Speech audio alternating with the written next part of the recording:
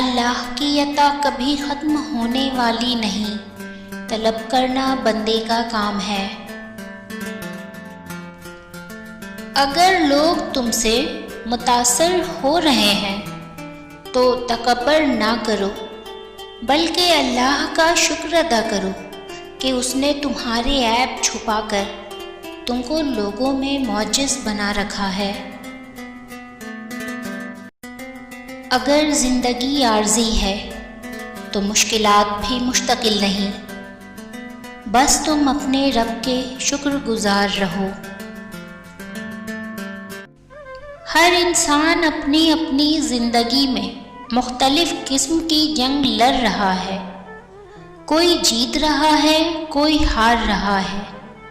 وقت سبھی کا امتحان لے رہا ہے۔ اپنی جنگ ہمت سے لڑو۔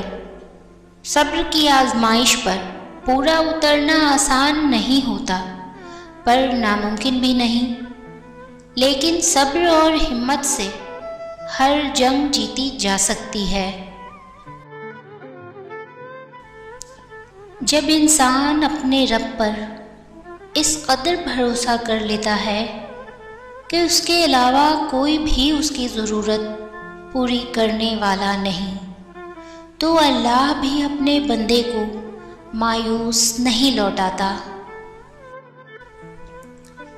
زندگی بھی عجیب چیز ہے، جس شے کے پیچھے جتنا بھاگا جائے وہی فاصلے پر چلی جاتی ہے، اور جس کے لیے کوئی جستجو نہ کی جائے وہ خود جھولی میں آن گرتی ہے۔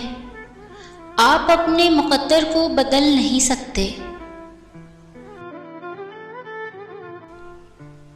دیواریں صرف کمروں کی نہیں ہوتی، دل کے گرد بھی ہوتی ہیں۔ کئی خواب اور کئی خیال انہی میں قید رہ جاتے ہیں۔ جب غم ستائے تو خود کو مضبوط کر لو، نہ کر سکو تو خود کو مصروف کر لو۔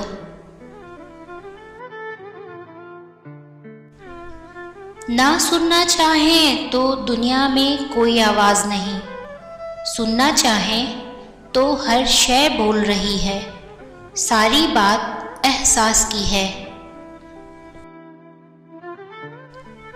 اگر دنیا میں کسی کے پاس کچھ بھی نہیں ہے، بس حوصلہ ہے، تو اس کے پاس سب کچھ ہے۔ علم رکھنے والے سے لڑنا آسان ہوتا ہے، پر یقین رکھنے والے سے لڑنا انتہائی مشکل ہوتا ہے۔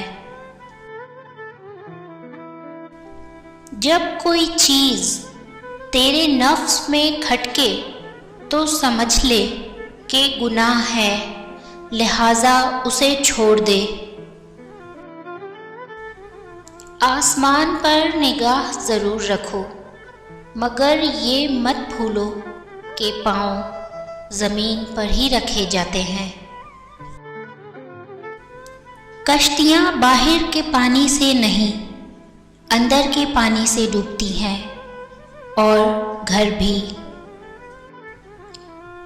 کون کیا کر رہا ہے، کیسے کر رہا ہے، کیوں کر رہا ہے، ان سب سے آپ جتنا دور رہو گے اتنا ہی خوش رہو گے۔